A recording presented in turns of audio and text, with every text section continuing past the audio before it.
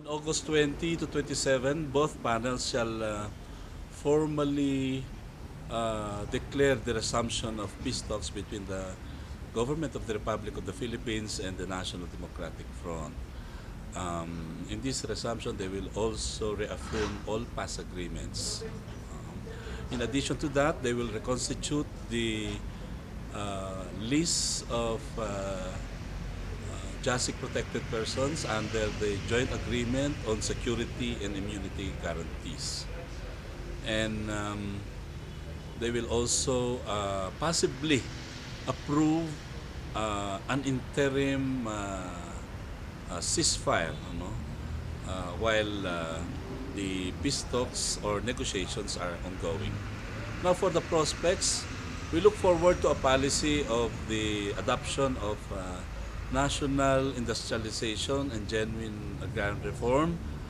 in the comprehensive agreement on socio-economic reforms. In the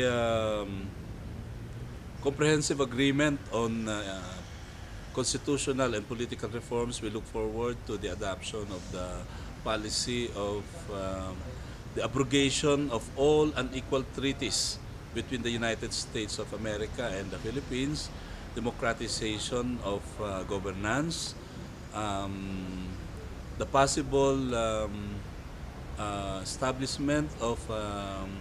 Council of National Unity, wherein the basic sector shall be represented in all levels of governance, and of course some constitutional reforms to jibe with other political reforms. We also look forward to the adoption of truce and cooperation between the People's Army and all revolutionary forces, and the adoption of an integration process with an independent country. As to the implementation of these comprehensive agreements, three remaining comprehensive agreements, we shall see to it that the first 2 years of the Duterte administration, this agreement shall be signed, and then there will be enough room or leeway for the implementation of such agreements in the next 4 years. So madali ang mag-agree on agreements or to forge agreements, but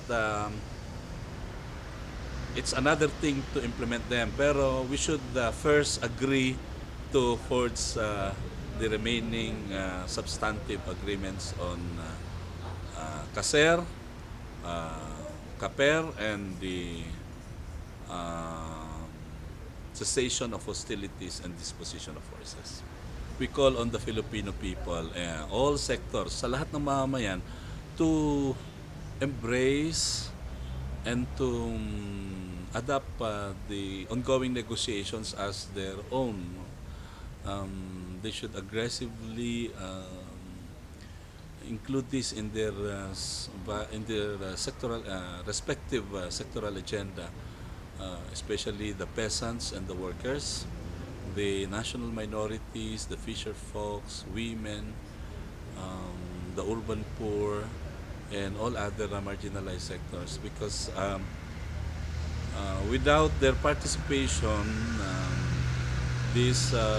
process of negotiations will be incomplete. So ang hamon, sana sa mga konsultasyon na ilulunsad in the next few months after the resumption of formal talks, after the formal resumption rather, I urge the people to actively engage the panels, raise questions and raise challenges, so that the final document of the peace process will be an amalgamation of their mga interests, mga hinaing, dagiti tarigagay ken amin nga aspirations da hapon niya maikabil dito yung dokumento,